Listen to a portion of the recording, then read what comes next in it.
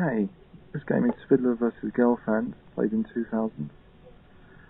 Svidler playing white, plays e4, Gelfand c5, Sicilian defense, white f3, d6, going to a 9-dwarf, standard moves, a6 being played.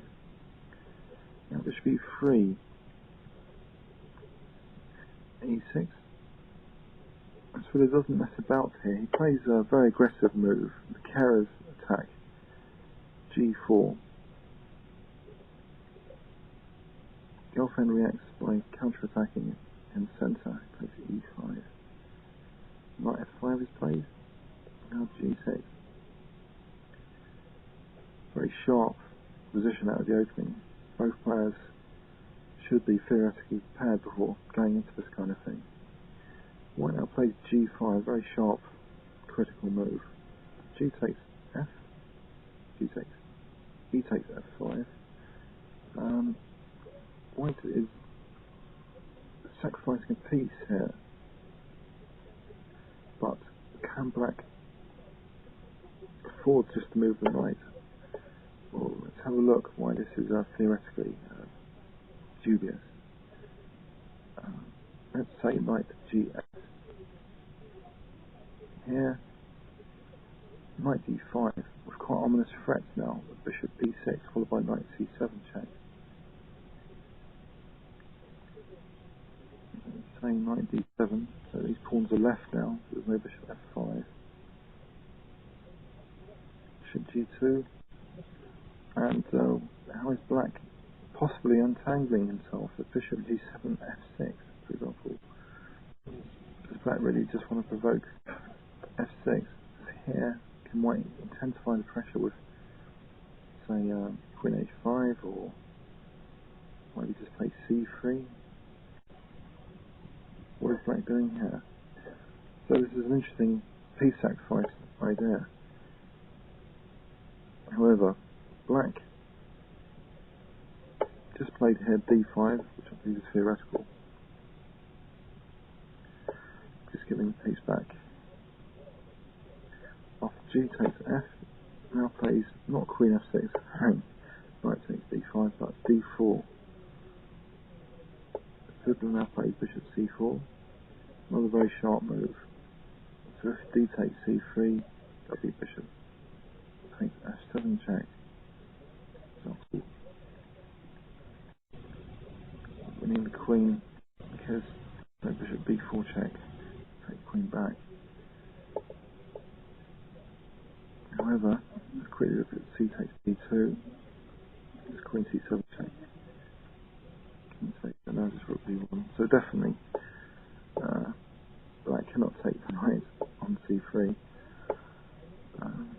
Gelfand just plays queen c7 here quite calmly, leaving these two pieces in free. So white now sacks a piece again with queen d3.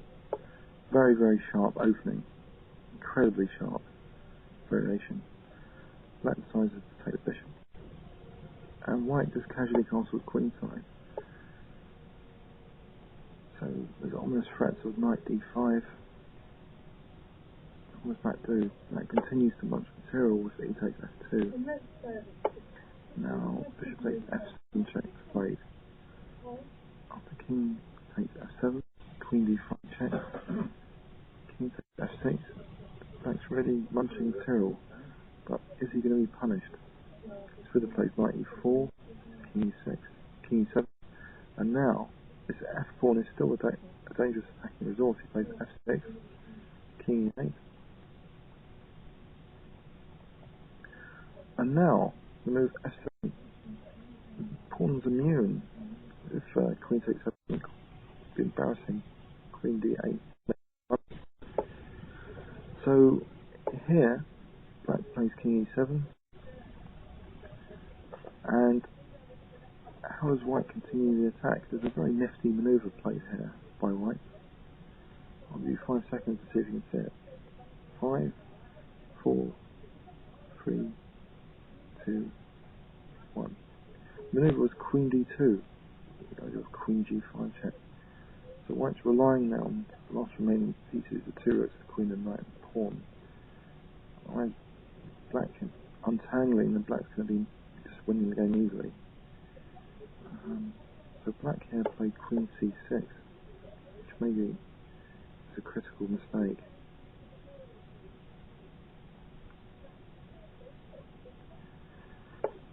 Well, let's first see the game continuation. Queen g5, check.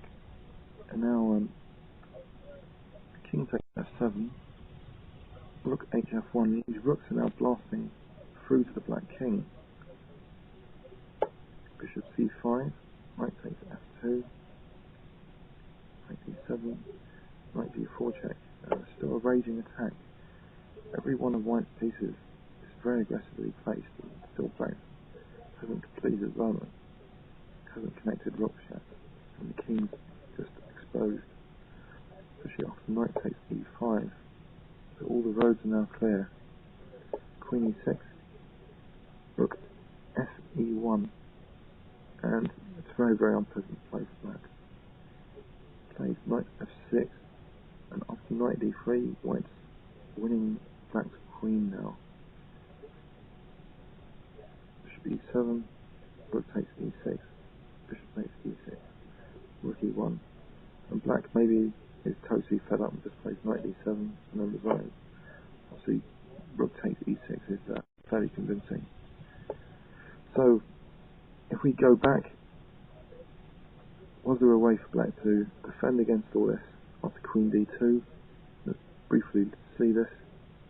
Queen d2, queen c6 was played. Well, let's see. What about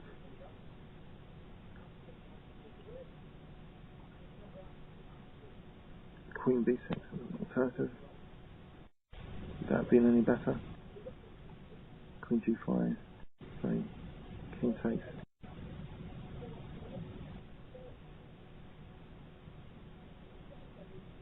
Okay, f1, say. But here there would have been bishop h6. Let's say rook takes f2, king e8.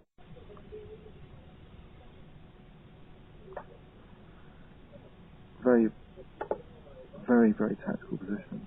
White has rook d8 here to stop this skewer, forcing queen takes d8. After queen takes 6, the attack still persists now with rook, knight and queen now. Could black have defended this? Queen d4, queen g7, and it's starting to look really dangerous again with knight f6 and rook f7 and queen h8 looking very dangerous. So the game as it was played is much more straightforward, reaching this final position of total devastation. Excellently played game by Svidler, very attacking right from the opening, an ultra sharp game.